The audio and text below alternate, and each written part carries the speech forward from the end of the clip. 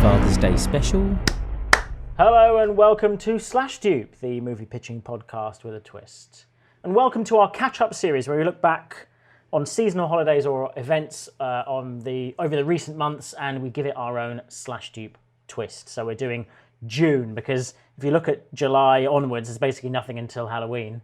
But we missed a load of really vital holidays and events in June, and I think we're going to start with Father's Day. But as always, we're going to give it our own Slash Dupe twist. So with me are Dan and Ryan. Welcome. Hello. Hello. And how do you feel about Father's Day as a point of focus for Slash Dupe? We're going to Slash Dupeify it. We're going to let people know how we're going to do that shortly. How are you guys feeling about it? I mean, there's lots of patriarchal stories that go on, and you know, there's quite often they're the main focus. So we've definitely got a plethora of fathers to choose from. Yeah, there was in video games. I sort of it was probably about maybe a decade ago now, maybe slightly less. Things move fast in the games world, but there was the daddening, wasn't there? So it was sort of around, maybe it was sort of 6 years ago, where it was Last of Us, The Witcher.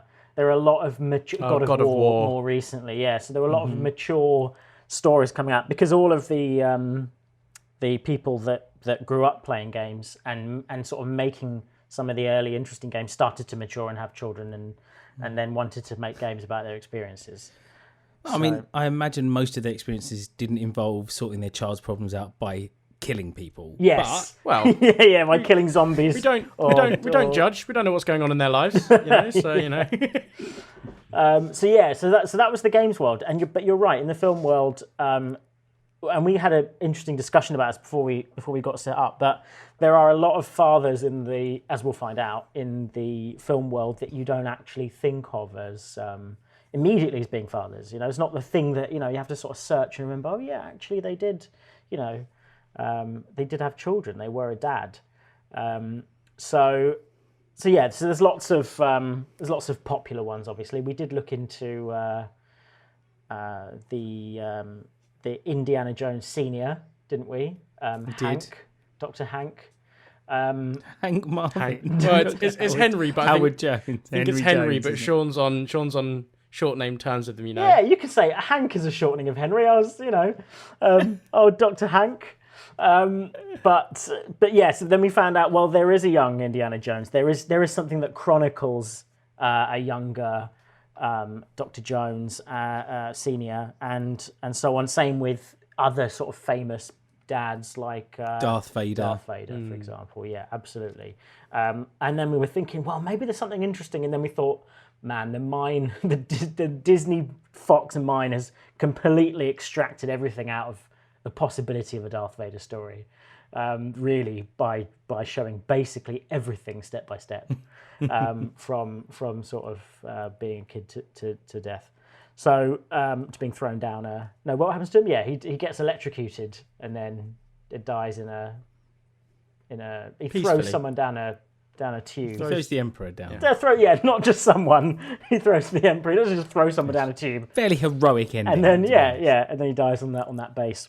But yeah, so there's a lot, and then there's a lot of more subtle ones, and of course, Ryan, I think it's good to remind people early where they can jump on, because I think that we focused today on 3 very specific movie fathers, and we will be giving them the Slash Dupe treatment.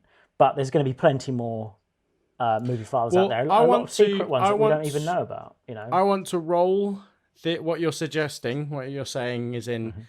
Telling people where they can tell us who their favourite video game daddies are. Sorry, not video games, film daddies. You just got video game daddies. It seems like something else. When you say it that way, I feel a bit confused. On camera daddies, who your on camera daddy is? No, that's worse. Definitely it's even something worse. else. Okay, fair enough. Favourite film fathers? It's good. Nice. Lovely. It's good. Lovely. Cool. But so I want to tell people where they can do that and tell them who my father I've picked for this, and do a magic trick all in one. All right. Wow. If you let how me many choose. magic tricks work over podcast? I don't know. Well, here we go. So, listeners, listeners at home, in the car, walking your dog, wherever you're doing this, right? I want you cooking your food. I'm going to read your collective mind, and if I've got it right, I want you to go to our socials and tell me that I've got it right. Yeah, that's what I want you to do. On our socials, you can find us at Slash Dupe everywhere. If you just Google Slash Dupe, we've beaten all of the algorithms and the SEOs and everything like that. But Facebook, Instagram, Twitter, tell us that I've got this right at Slash Dupe, where this is. I want you to really focus. Now, when I talk about film fathers, I want you to think of one in your head, and I want you to hold it there. Hold it there in your head, right? And I'm going to read your mind, your collective mind. When you're listening to this over any space or time, I'm going to do it. And the father that you are thinking of, Liam Neeson from Taken. I knew it. I knew I was right. Not Mr. Fokker from Meet the Fockers. Mr. Fokker. That's exactly who I think of as a father, right? As a father. And that is. I've just collectively amazing magic trick. Read everyone's listeners' minds, and to kick us off, that's the iconic father that you're I right. Great choice. So that is Mr. As we discussed briefly beforehand, he's Mr. T. Aiken, the character that Liam Neeson plays in the three. I think it's Brian Mills is his name. Brian Mills, the current 3 Taken films, a very very famous. T. Aiken is the father of Clay Aiken. Right. Okay. Fair enough. What we want to do with these is this is our Slash Dupe sort of twist that we're giving you guys today. We're going to take the movie dad and we're going to take them out of the movie and we're going to give them their own movie. So if they had a standalone movie about any topic and doing anything, what would it be? And maybe we'll have a little treat for everyone at the end. I wonder if it will work based on what we'll select. So should be interesting. So take it away, Ryan. Well, taken away, should I say? Actually, I should have saved that one for the end once I finish. Yes, anyway, that's good. We'll edit it out. And make something cool. But it's not about being taken, though, is it? It's the opposite. It's induction, and that is what my film about Brian Mills, aka Liam Neeson, would be. Like now, currently, I know we've got the Kingsman series has now decided to do Kingsman Origins or whatever they've decided to call it. The first Kingsman, I think. Actually, it's called The King's Man, which, to be honest, is both. And I love these sort of titles that are both simultaneously incredible and horrendous at the same time. Yes. Mm-hmm. So they've taken the series has done so well, and they could obviously just do another one with old Targan or whatever his name is. And Taran or whatever his name is. Isn't that a herb or something like that? But yeah, of course they could do another one, and they probably will. But they thought while we can sell this off to someone and we can make a quick buck off of it while we plan and write the third one, they've gone to the origin story, and that's what I want to do. We only hear about his specific set of skills when he gives the speech, the famous speech, and the origin story is him learning that specific set of skills, and the touchback to that is like if he's probably at the farm, because I think he was in the CIA, right? So he's at the farm, he's training, and that's what his trainer will say to him. Like he's in the lineup, and they're like, we're going to teach you a specific set of skills, and like that's definitely the trailer, and yeah. And so it's is him it played sort by of doing Liam Neeson then? Like, nah, he's too old, isn't he? It's not. He's not going to be him aged down. He's going to be quite young. Is he a young recruit into the CIA? It would be Liam Neeson. Who's gonna play Liam Neeson? I'm trying to think someone. Yeah, well, first of all, Liam famously massive penis. So, as in he's a massive penis. Like no, he's got a massive penis. Janice Dickinson said it was like a 2-litre Evian bottle. So, wow. Yeah. So you're gonna need someone with quite literally big dick energy. Right. Okay. Is that okay? Is just gonna say, is that gonna be in the film? I mean, maybe if want to swing maybe out. he has to seduce someone, and it's the old play off of the woman having to seduce the man spy trope. And he has to use his. But no, maybe that has something. What's the male equivalent of a honey trap? A sausage. I don't, man. This has descended quickly. I don't know what it would be. I think you probably need someone who's like who. I was thinking maybe like someone like Armie Hammer, but he's now Yeah, he's aged out a little bit of the sort of age range you're thinking of. We might need someone to. You let need us someone know who in the comments, is like who like looks good with their shirt off. has the gravitas, but and has it in their face as well. Because Liam Neeson, like in all of his movies, and I'm a huge Liam Neeson Adam fan. Driver? Oh shit, that's good. That's a good call. And he could do the accent because he's a man of many talents. And he's an ex-Marine anyway. Yeah, so, there's basically nothing he can't do, that man. That smoke show. I think that's a good shout. But it'd have to be done fairly soon because, again, he's going to sort of age out of it. And he gets taught his specific set of skills. Now, the thing is, like, you would have to be one of those films where the first, like, you know, you don't have him like, oh, I'm going to join the CIA. Like, it starts with boot camp and it starts, like, you know, like getting thrown out of a truck, like, you know, in a forest, makes it through. That's like the first part of selection is actually getting to the farm. Then the speech of somebody telling them the specific set of skills. In my head, for some reason, it's the woman that's in the most recent Star Wars game with the big eyes. She'd be a good drill instructor, wouldn't she? Yeah, actually, she would. That's good casting. I can't remember her name, but she's perfect. Yeah. And so I think she would be the drill instructor. She teaches, I'm going to teach you a specific set of skills, and it's that sort of stuff. But then it's the application of that I'm not sure about. Like, it's the next bit after that of how he my thought puts is those skills to use as a CIA operative. So how old would he have been when he has his kid that subsequently gets taken? Well, right? he's retired. Must be in his late 40s in the first Taken movie, right? Like he's like an old because his kid has just finished college. Or just about to go to college. But then she's an older actress playing a younger actress, right? No, so but I think because like what she's supposed to do, she's supposed to be going to Europe. God, she's supposed to go to Europe just to Paris, but instead she's going to follow U2 around because she loves U2 so much.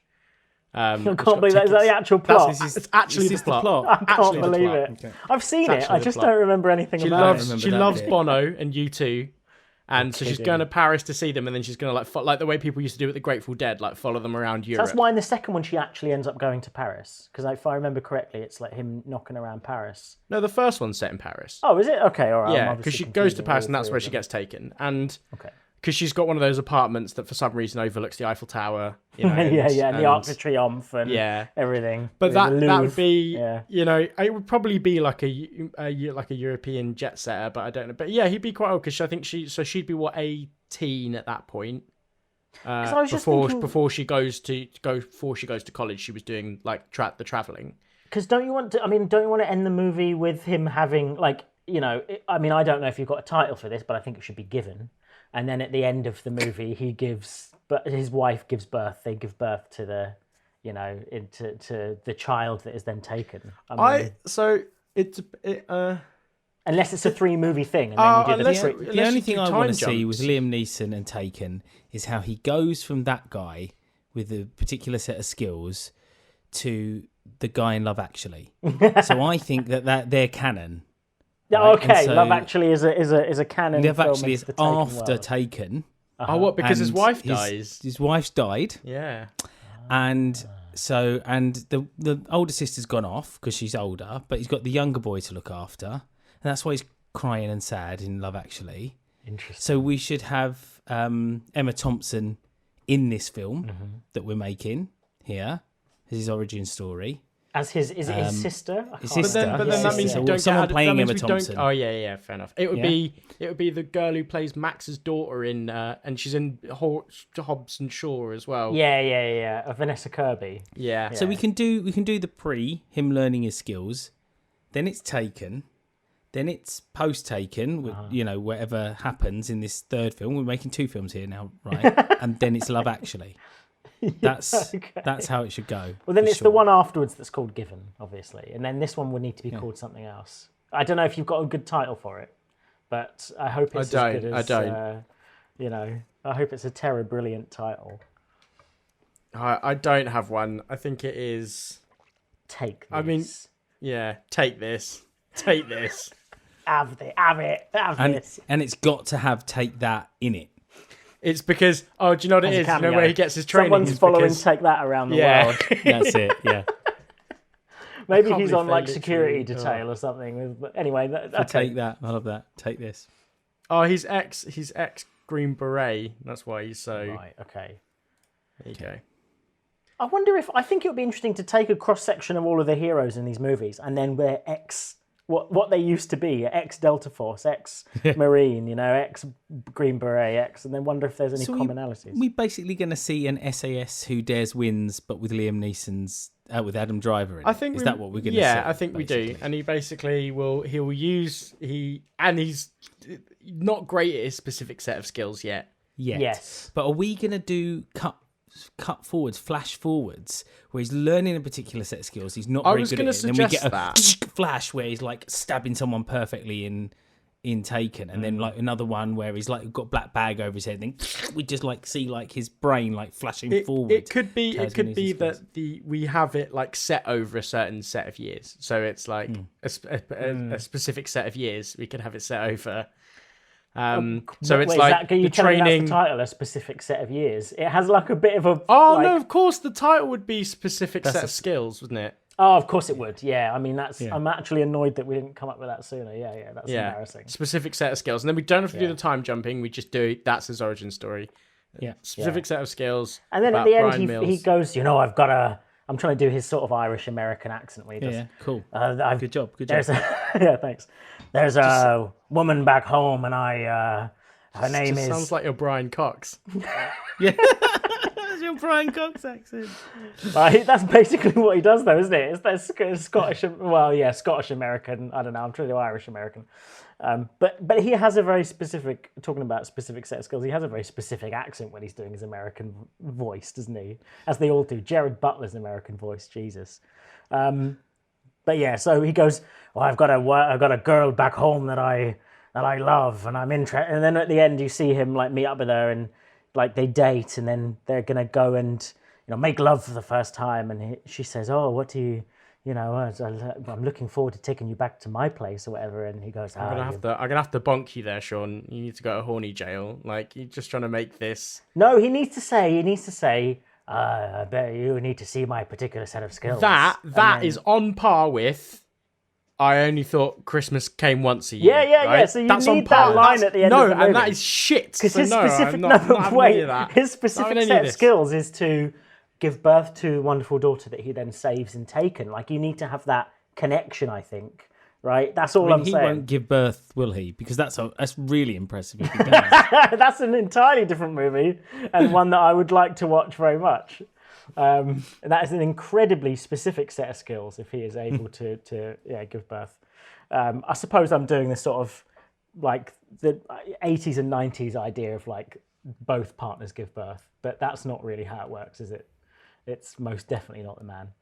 I can confirm. And if I were to say to my friends when we gave birth, I probably would end up with a specific set of skills knife in my head. Yeah. All right. Well, I like that idea very much. No, I don't. That's just what I say at the end of everybody's. So if anyone's listening to Slash Dupe, I think that's a ridiculous idea and I hate it. Right, it's time to move on. Even with the canon into Love Action, because I think that's the twist. I'm joking, You don't hate it, but like.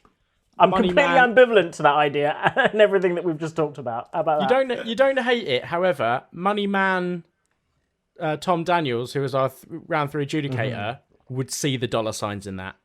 No, joking aside, I think there's something in that. Strip away the take that and some of the other questionable material, and you've look, we're just spitballing here. But a prequel to Taken is exactly what, whether it's young and he's training, or whether you do another trilogy and by the third one he's forming his life. Maybe it's part of him.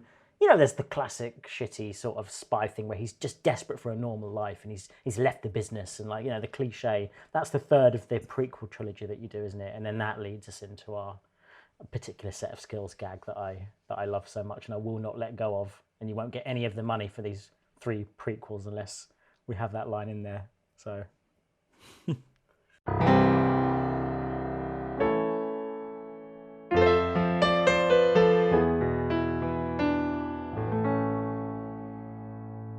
I feel like my idea is terrible, so I will go next if that's okay. Okay. My movie dad is movie dad to us all. Not relatable. It's something relatable about this movie dad, despite being animated and also being a lion. So I have gone for Mufasa, the king of the jungle. They are kings of the jungle, aren't they? Even though it's a misnomer and they technically don't live in the jungle. But I've picked Mufasa because he was, spoilers, a father taken out of his prime and unable to actually raise his child, and it's just so emotional, isn't it? Like he gets such an epic. I think it's like I would say I would class him as, I wouldn't have remembered this, but I would class him as, probably the most epic movie dad ever. I'm just going to say it. I'm going to say it. Long live the king. Man, Scar doesn't have any kids, right? One of the greatest one-liners before death, I reckon, before killing someone, like from an antagonist. From a family he gets member, right no less. in there, doesn't he? Yeah. Long live Jeremy Irons, man! What a performance! Yeah. Too right. But yes, James Earl Jones, Mufasa, just it's so good that he came back in the clouds to impart more wisdom. Right, his wisdom he hadn't finished, and I don't know if it's because in my mind I have a thing where, if I don't see someone for a week or two, I imagine them as like a cartoon or an animated version of themselves. I don't know if everybody does this, but everybody becomes like a caricatured version of themselves, like they're modelled out of clay or something. So in my head... Do you still see me as just a belly with tiny arms, legs, and a head? Like you used to draw so often. Did I used to do that? Yeah. See, it's burned in your mind, the actions of the older brother, and for me it's like I don't even remember it, which is even worse, isn't it? But yeah, so in my mind, my dad looks Ryan, and my dad looks like Mufasa. He is in my head, and that makes it even more emotional when I watch the movie, because I think he had long hair and a beard, and I think Mufasa basically has long hair and a beard, right? Sort of like quite stylish long hair and a beard. I mean, he's got, call it a mane. Yes, on a line, exactly. He's got a beard that then goes from his face to his entire body, right? Just fur. But yeah, so I don't know. I feel connected to Mufasa in some way. So I think that you need to do a Mufasa at Simba's age. So then you find out about Simba's grandfather, which is Mufasa's dad, and I think it should be one of these tales that's like, the world was different back then, right? So it's one of these worlds where the lions maybe before PC had gone mad. Yeah. Before all when this... you could call an orangutan an orangutan. Yeah. I don't know what we. No, you're exactly right. It's before, like, if you want to say that, it's before all of that. Lions, I think lions ruled with an iron fist. Like they rule, instead of being like, there's unity in the jungle and all this sort of stuff in the plains, which is, I get the balance of nature, but it's very atypical for lions to be like hanging around with their prey. It's very Disney, isn't it? But in the prequel, you have this sort of the lions rule an iron fist, and really it's about Mufasa changing the ways of leadership. Can I suggest something? You said at the beginning that King of the Jungle is a misnomer. Mm-hmm. What about in this one? He gets the title of King of the Jungle. Like you get Duke of Edinburgh or sort of Duchess of Cambridge or whatever. He is no. It's more like that's just like an award you give kids. Well, he has to conquer the jungle. Yeah, him and Scar. Oh man, when they're brothers of course. and enjoying each other.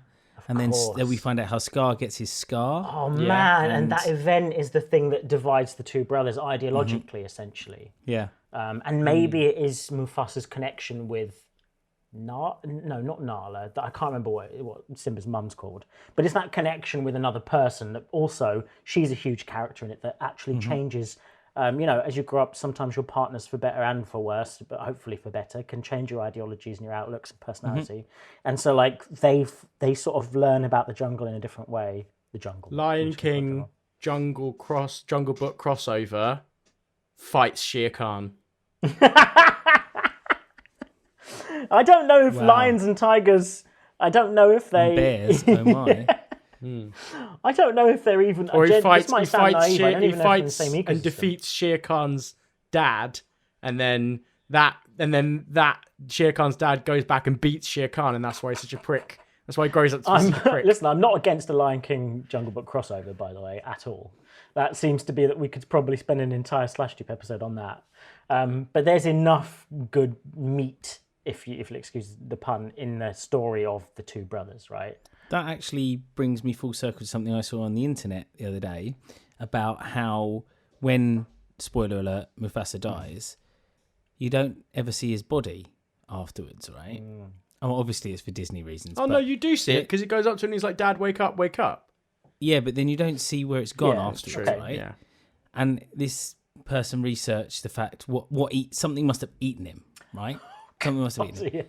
Yeah. The only thing that eats another lion Vultures. is another lion. And there is a scene where Scar is talking to the skull, pretending it's Mufasa and telling him how he's now won. Yeah. And the skull is the shape of a lion's skull. That is horrendous. So Scar potentially ate theoretically Mufasa. ate his own brother. And that rib cage that he's rib in. cage. Yeah. Oh man, horrible. that might actually Let's take be. it. That would work. What It's happened? horrible. Yeah. So then maybe that's one of the this sort of idea of like even eating your own. You know, Scar has no qualms about that sort of stuff. And I don't want to get too political, but genuinely you can have interesting discussions with this about like this sort of, I don't know, scarcity, post-scarcity societies, like capitalism running into the ground. Like you can have these interesting discussions about how the lions rule the land and how the systematic change happens to the point where there is that sort of ecosystem in the Lion King where there's balance, right? It keeps talking about balance. Yeah. So you can really say something about current politics by setting it in this bygone era of the bad old Mufasa's like, times. we need balance, we need proportional representation. Yeah, exactly, yeah. Yeah, stuff like that. Just imagine it. There's also a version of this where it's just Scar and Mufasa, and it's like Tango and Cash, basically. No, but that should be most of that. that should be most of the movie, I think. Absolutely, because Them getting on. You have the almost the Timon and Pumbaa energy, right? Of like that's the start of the film. Let's not think about what if Timon and Pumbaa's parents can make an appearance, because that's. Although now I'm thinking about it, do you know what? I'm sure they're in one of the spin-offs because they did a bunch of like Timon and Pumbaa around the world, and they did a bunch of like they did a Lion King TV show, didn't they, and stuff. So I'm sure that Timon and Pumbaa's parents, I can guarantee you, someone out there listening will have seen something where they're in there. But like, I sort of now I'm thinking about it more.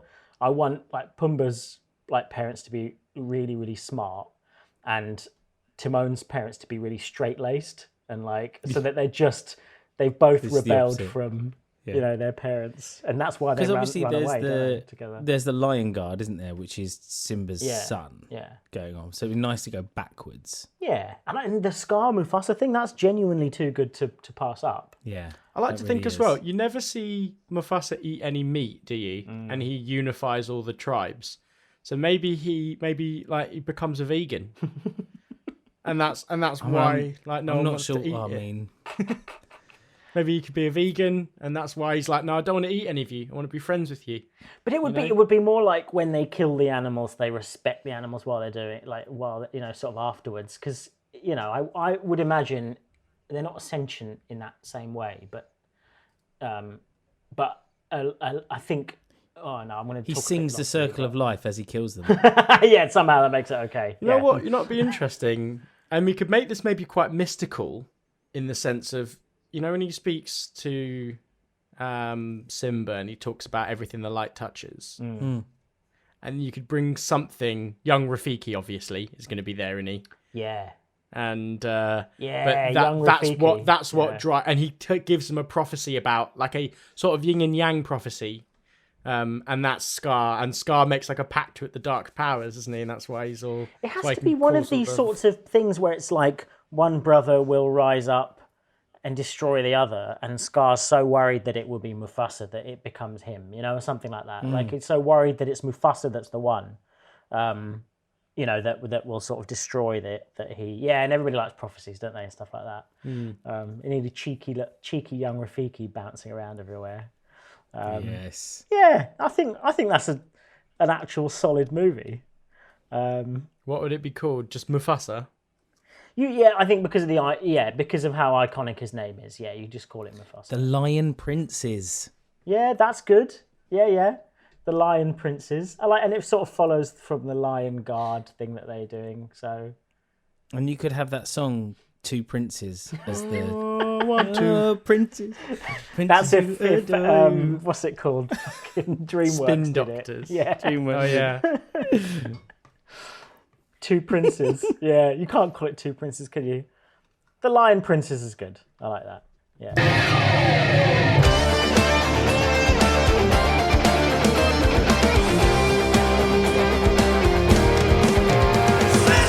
All right, so we have a little. I'm not sure that either of you know about this, but we have a little surprise at the end of this. But before that, Dan, you have a famous movie. Dad oh yeah, for us. when you were, I mean, I was being facetious, of course, right at the beginning when you said think of the most famous film fathers, because and I said. I can't even remember what I said. Meet the Fockers, Mr. Oh, Meet it's the like Fockers. just what Sean said John about Fokker. bullying older brothers, isn't it? Just don't even Meet the Fockers. remember it. I loved it. But if I'm really honest, there's only one person we really think of when we think of film fathers, and that is Big Chris from Lock, Stock, Two Smoking Barrels. As in Vinnie Jones. Vinnie Jones. Yeah. Vinnie Jones. That's right. For those of you who I don't know what planet you've been living on. Or maybe you have to blank this out. But well, there could be Big people Chris. listening to this that were born only just before this film. I came mean, out, right? or even after it. Don't even, because it's true, right? Big Chris had a son, Little Chris. Obvious. Well, we can't take that because we had Dr. Jones Senior and Dr. Jones Junior. Yeah. And in Lock, Stock, Two Smoking Barrels, he ends up as any father would, just like Dominic Cummings did, just like Boris Johnson did, any decent father, caring father would annihilate someone by smashing their head with a car door that threatened their child. So that's Big Chris. I feel rather than an Origins movie, though, it should be the ongoing adventures of Big and Little Chris. So in the movie Lock, Stock, obviously Big Chris is a bit of a gangster. If I remember correctly, he's a bit of a free agent. I'm trying to remember. I love the film Lock, Stock, but I haven't seen it for a while. So he's a bit of a free agent. He's one of these guys that's like basically untouchable, drifts in and out of the gangsters' lives, sort of doing jobs for them, but he's like unapproachable, if I remember, or rather beyond reproach. So like he's one of those sort of guys, almost mystical, and he sort of sorts shit out for people. But it's Little Chris is his son, and he takes him along on the jobs with him, but he's sort of schooling him as he does it, and he's sort of educating him, and sort of they have a bit of a sort of buddy relationship, but he's sort of he is is a good also father to him, isn't he? Little Chris is a little shit, like. Yeah, he is, isn't he? Yeah. Because like Barry the Baptist goes to give him a lollipop, and he goes, "Piss off, you nonce." So he is a little bit of a shit. So maybe, so could it be like, because I guess you never know who his mum is, right? So could it be that he's trying to make sure that he doesn't end up like this, or do you think it is just like, nah, following? There's no point in. I think his mum should trying be to worse. change. Let's just shake it up a bit. He's actually trying to take him away from his mum. Yeah. By putting him on the straight criminal path. Yes, but like not the bad criminal path, because no. for some people who don't have the advantages, grow up in a place where sometimes crime is one of the only ways out for them. Unfortunately, maybe there is a straight and narrow. I would suggest this, right? So in my profession, you get a full-time job, you work, you get your credentials, and then you go contracting and you go freelance because you earn so much more as a contractor. So it's like he's teaching him that side of the business. Listen, son, don't get tied into one gang, all right? Because it's boring or like whatever. He's like, you need to become a freelance contractor. That's great, because then you can go through so many different types of gangster movies or gangster squads. Maybe the first one is Little Chris has got locked into a gang. Maybe to pay off his mum's debts or something. Yeah, that's good. Big Chris finds out, and it's how they then go take down that gang. Yeah. deliver the to severance annihilate package, them one by as it were. Kill Bill style, I guess. Yeah. Do you know what I mean? But it's got to have the production levels and the ridiculous levels of like Crank, hasn't it? Yeah. Do you know what I And mean? it has to be a road movie, I think, like around different parts of Britain. You know, so like I sort of love the idea of these two guys on the road as well, running into trouble everywhere they go, sort of going even sort of through the British countryside and into these rough sort of the farmers are sort of quite ganglandy and the as well, road aren't they? trip bits are like other conversations they had where they open up a father-dad stuff, father-son stuff. Stopping at a little roadside truck, you know, like having like a cup of coffee or whatever. Can I make a suggestion that they basically like, right, that's it. We're going to have to get out of London. And they go like, what's the next stop north? Birmingham. And then they run into gangs in Birmingham and shit and that. All right, fine, let's go. Karen going, Leeds, Liverpool, Glasgow. Yeah. They just keep getting into all these really rough areas. Like...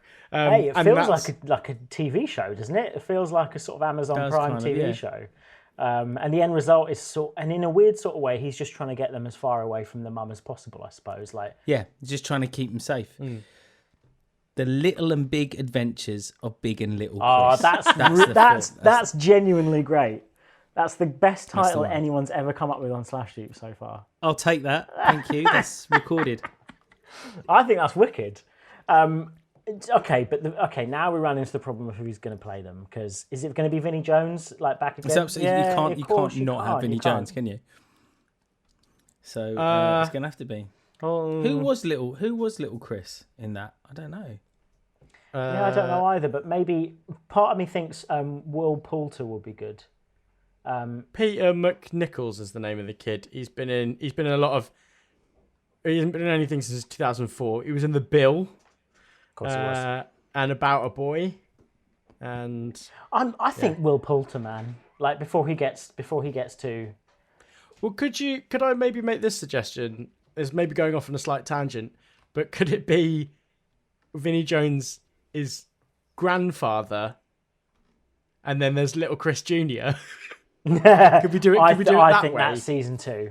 I think you can't get. You need to have the. All right. It's got to be a father-son road trip, isn't it? Yeah, but it's about little Chris and his kid, and then in the end they go and see. Big Chris. That's what you do if Vinnie Jones says no. Then you simply just rewrite it like very quickly to do that, and then have Vinnie Jones him just be he's just a cameo that they end up. Yeah. They go, oh, you know what? No, it's season 2, and they go to the south of Spain, and he's retired in like Benidorm, isn't he? And then that's a whole other sort of set of like gangster problems and everything. Like, maybe it's set during Brexit, and there's all the gangsters trying to move their like assets and money around, and like running into all the trouble with Brexit, because that would actually be quite funny. It would. And then you've got a dash of the sexy beast vibes and stuff. Yeah. I genuinely think we've hit on gold with that one. I love that idea. I think we hit on gold with my idea. So. Yeah. No, they're all gold, or at least they're all equally good. Let's put it that way. Yeah, they're all equally bad as well. But no, I mean, they're all completely different. So this is unless there's more on the and if I got this right, the Little Big Adventures. I think we peaked with that one. I think we peaked. I think now, just to close off this episode, we need to pitch. If we had never pitched these 3 movies, and instead we had picked each of these 3 characters, and we've made one movie with them all in. So it's a movie with Brian Mills from Taken, Mufasa from The Lion King, which I realise has completely fucked up the whole thing. I've already got it. Carry on, Sean. And Big Chris and Little Chris from Lock, Stock and Two Smoking Barrels. Got it. All right, Ryan's got it. Right, you go. I've got it. I'm going to drink my non-alcoholic beer. Go for it. So, Big Chris and Little Chris find themselves taking on a job to move an exotic animal. Oh, okay. Yeah, that's it. You've got it. Right? I'm here with you already. They crack open Called Mufasa. They have a little thing. It's a lion, right? Obviously, someone's seen Tiger King. Owned by Mike Tyson, so that we've got a little bit of a sort of The Hangover. Yeah, a little bit of a cameo. But like it's something like that, sort of in the someone wants an exotic animal, they've got a chance to move it. Whether or not he can speak or not is a different story. Other than that, and then the person brought he speaks to Little Chris. It's as simple as that. And Little Chris says the whole time, "Of course I can speak to him," but the dad thinks it's just a kid with an imaginary friend or something. Right, and then they have to. Oh my god, it's an exotic animal. These could be poachers. This could be trackers. We don't know who they are. We need to bring in someone with a specific set of skills to find them, and that is Brian Mills. The tiger is the lion. Sorry, is like I think Brian Mills should be the antagonist. Or that's what I'm protagonist, saying. if you think about them being the bad guys. So the person right, hunting them is Brian Mills Yes. with a specific set of skills, and they've got to try, and it's just Big and Little Chris trying to shift this. And so, like, you know, they'll like pull, and this would be a series, right? I reckon, because they'll like go to a town, pull up, whatever, barroom brawl, let's say, and then a day later, Brian Mills turns up and has to fight all the same people. Like, but they're all bad. And then that way you save on locations, right? Because you do the same. You do 2 epic fight scenes in one location. You know, one sort of like barroom brawly style with Big Chris and Little Chris, and then one really like flash and like kinetic, you know like 87-11 style like and. All right. Well, my only change would be that for it needs to be I think it's the TV movie that is made at the end of the series. It's like, you know, it's the TV movie that comes out. You know, like the Sweeney remake or like something that just sort of you don't know why it's got a TV movie made from it, but it has, and it goes into cinemas and it makes a reasonable amount of money. Now, what is Mufasa teaching Little Chris? That's the thing I don't know. Yeah, it's a good question. Veganism. Yeah. And then he eats him at the end. Yeah. And he eats him at the end. All right. Well, what would be okay? I'm very satisfied by all of these, and of course, I'm being vague. I don't know if they're good or bad ideas, but I am satisfied. So, I guess before we go, what would be the title of this movie with them all in it? You know, whether it's a TV show or a TV movie or whatever. What would be the title of this film with Brian Mills from Taken hunting down Big Chris and Little Chris and Lock, Stock and Two Smoking Barrels, and you know, in like rural Britain, while they're carrying a lion that may or may not be, for copyright reasons, Mufasa. That's like something to do with cargo maybe, or like I don't know. It'd have to almost have a bit of something like a title of Lock, Stock, Caged Up, and One Crazy Hunter. Or something like that. I see what you mean. Yeah. Okay. All right. Yeah. Okay. Well, something that like could use something from them all. Yeah, I like that. Yeah, maybe like a popular phrase. So like Lock, Stock. So like it's a popular phrase that's been sort of elongated, like Lock, Stock. I mean, it's annoying because you could literally call it like not like the Tiger King, but like something like that, couldn't you? Something King. Taking the king. There you go. Taking the king. Taking the king. That's good. Yeah. I'll buy that for the length of time we spent thinking about it. I think that's the best that we're gonna get. So taking the king. Love it. Yeah, great. Love it. That's definitely TV movie, and it's distributed by that really ridiculous company that I can't remember the name Orion or something like that. That's isn't the it? one. Was that what you were thinking? Orion. Yeah, of course it is. Well, that was great. I'm very happy with that. Like America's Captain, and plane with snakes in it. And plane with snakes. You want snakes? You want plane? I'll give you both. I'll give you both. Samuel L. Jackson as well. Okay, wonderful. I thank you very much for joining me, Dan and Ryan.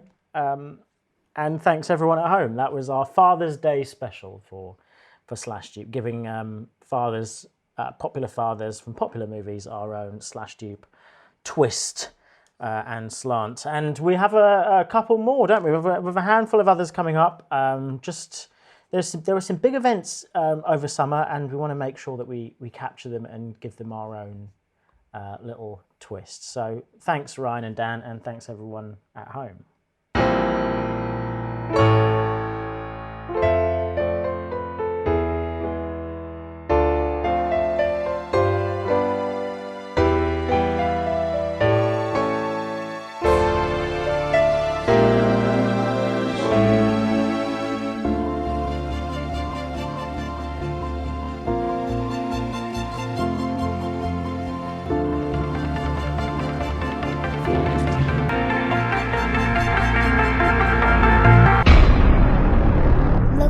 Recorded in the Capo Studios, 2021. What's up, danger?